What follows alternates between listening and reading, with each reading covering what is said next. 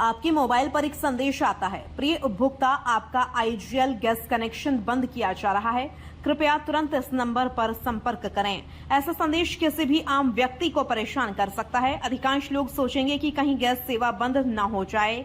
वे बिना ज्यादा जांच पड़ताल किए दिए गए नंबर पर कॉल कर देंगे। यही वह वैज्ञानिक जाल है जिसे साइबर अपराधियों ने अपने सबसे खतरनाक हथियार में बदल दिया। दिल्ली पुलिस की दक्षिण पश्चिम जिला साइबर थाना टीम ने अब ऐसे ही एक संगठित साइबर सिंडिकेट का पर्दाफाश किया है, जो लोगों के डर, जल्दबाजी और भरोसे का फायदा उठाकर लाखों रुपए की ठगी कर रहा था।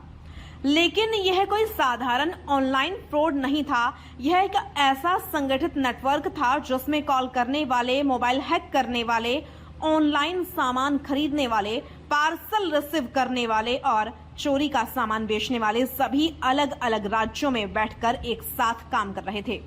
कैसे हुआ पूरा साइबर हमला? पुलिस के अनुसार शिकायतकर्ता महिला के मोबाइल पर पहले एक फर्जी संदेश भेजा गया। उसमें लिखा गया कि उनका आईजीएल गैस कनेक्शन तकनीकी कारणों से बंद होने वाला है। साथ ही एक दूसरा मोबाइल नंबर दिया गया जिस पर सहायता लेने के लिए कहा गया। महिला ने कॉल किया। दूसरी तरफ मौजूद व्यक्ति पूरी तरह प्रोफेशनल अंदाज में बात कर रहा था। उसने खुद को गैस सेवा से जुड़ा अधिकारी बताया। इसके बाद उसने कहा कि समस्या दूर करने के लिए एक ऐप इंस्टॉल करना होगा। यही सबसे बड़ा जाल बिछाया गया। महिला को गूगल प्ले स्टोर से ऐप डाउनलोड नहीं कराया गया, बल्कि एक एपीके फाइल भेजी गई। एपीके यानी एंड्रॉइड एप्लीकेशन पैकेज। यह वही तरीका है जिसका इस्तेमाल साइबर अपराधी सबसे अधिक करते हैं, क्योंकि एपीके सीधे मोबाइल में इंस्टॉल हो जाती है और कई बार उपयोगकर्ता उसे अतिरिक्त परमिशन भी दे देता है। जैसे ही एपीके इंस्टॉल हुई, मोबाइल अपराधियों के नियंत्रण में चला गया। उन्होंने banking application, credit card, digital wallet और अन्य संवेदनशील जानकारियों तक अनधिकृत पहुंच बना ली। कुछ ही मिनटों में महिला के बैंक खाते और क्रेडिट कार्ड से लगभग 2,64,000 रुपए निकाल लिए गए। लेकिन इस गैंग की असली चालाकी यहीं शुरू होती थी। आमतौर पर साइबर ठगी के मामलों में पैसे कई बैंक खातों में ट्रांसफर किए जाते हैं, लेकिन इस गिरोह ने जांच एजेंसियों से बचने के लिए अलग रणनीति बनाई। चोरी किए गए पैसों से तुरंत महंगे स्मार्टफोन खरीदे गए, गिफ्ट कार्ड खरीदे गए, ऑनलाइन शॉपिंग की गई, सोने के सिक्के खरीदे गए, इलेक्ट्रॉनिक गैजेट खरीदे गए। यानी बैंक से निकला पैसा कुछ ही मिनटों में सामान में बदल जाता था। इससे पुलिस के लिए रकम का पता लगाना मुश्किल हो जाता। दिल्ली पुलिस ने कैसे जोड़ी पूरी कड़ी? साइबर थाना दक्षिण पश्चिम ने मामले को अत्यंत गंभीरता से लिया। एसएचओ इंस्पेक्टर प्रवेश कौशिक के नेतृत्व और एसीपी संघ मथुरा के पर्यवेक्षण में विशेष टीम गठित की गई। जांच में सबसे पहले उन मोबाइल फोन की पहचान की गई जो पीड़िता के क्रेडिट कार्ड से खरीदे गए थे। डिलीवरी रिकॉर्ड निकाले गए। पता चला सभी मोबाइल फोन दिल्ली के शाहीन बाग स्थित एक फर्जी पते पर भेजे गए थे। यहीं से जांच ने नई दिशा पकड़ ली। शाहीन बाग का सेल्समैन बना पहली कड़ी। तकनीकी विश्लेषण के दौरान पुलिस को उसी इलाके में सक्रिय एक मोबाइल नंबर मिला। पुलिस ने उस नंबर के उपयोगकर्ता को ट्रेस किया। वह एक दुकान में सेल्समैन था। पूछताछ में उसने स्वीकार किया कि वह साइबर अपराधियों के लिए पार्सल रिसीव करता था, फिर वही पार्सल कोलकाता भेज देता था। इसके बदले उसे कमीशन मिलता था। उसके पास से ऑनलाइन मंगाए गए सोने के सिक्के भी बरामद किए गए। कोलकाता में मिला दूसरा नेटवर्क। जांच आगे बढ़ी। एक संदिग्ध पार्सल को कोलकाता के खिदरपुर हब तक ट्रैक किया गया। वहीं पुलिस ने मोहम्मद साहिल 28 वर्ष को गिरफ्तार किया। साहिल फर्जी पहचान का इस्तेमाल करके साइबर ठगी से खरीदे गए इलेक्ट्रॉनिक सामान प्राप्त करता था। पूछताछ के दौरान एक और नाम सामने आया, मोहम्मद रहीम 30 वर्ष। रहीम की भूमिका बेहद महत्वपूर्ण थी। वह ठगी के पैसों से खरीदे गए नए मोबाइल फोन बेहद कम कीमत पर खरीदता था। इसके बाद उन्हें अवैध नेटवर्क के माध्यम से बेच देता था। जांच में यह भी सामने आया कि कुछ सामान विदेशी संपर्कों तक भी पहुंचाया जाता था ताकि उसकी ट्रेसिंग लगभग असंभव हो जाए।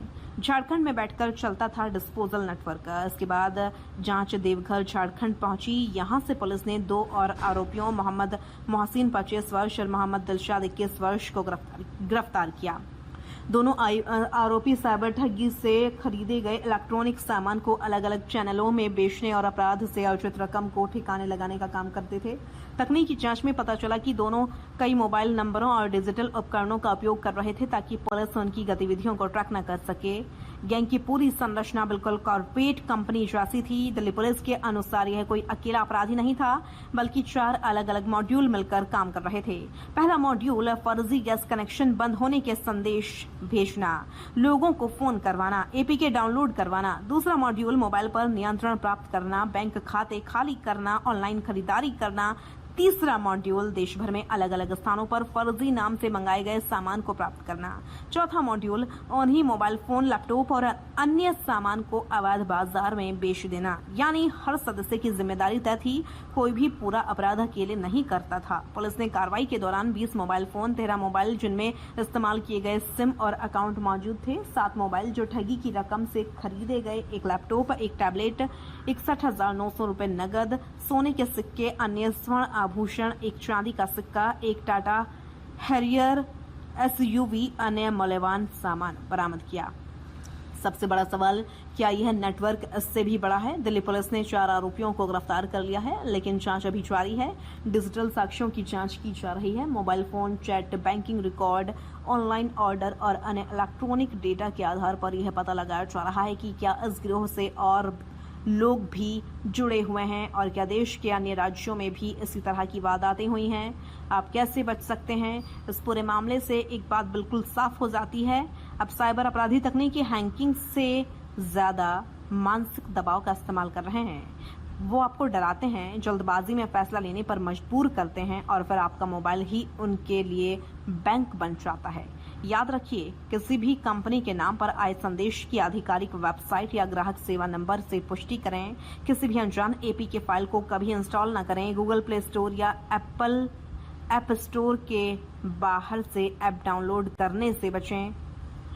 बैंक, गैस कंपनी या सरकारी विभाग कभी भी व्हाट्सएप या एसएमएस पर एपीके भेजकर इंस्टॉल करने को नहीं कहते।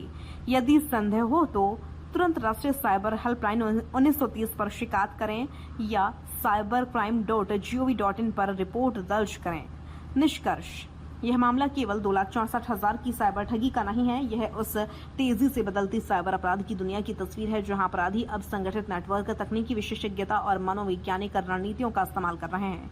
दिल्ली पुलिस की इस कार्रवाई ने एक बड़े गिरोह का पर्दाफाश जरूर किया है, लेकिन यह भी स्पष्ट कर दिया है कि डिजिटल दुनिया में सतर्कता ही सबसे बड़ी सुरक्षा है, क्योंकि आज के समय में एक गलत क्लिक सिर्फ आपका पैसा ही नहीं, आपकी पूरी डिजिटल पहचान भी छीन सकता है।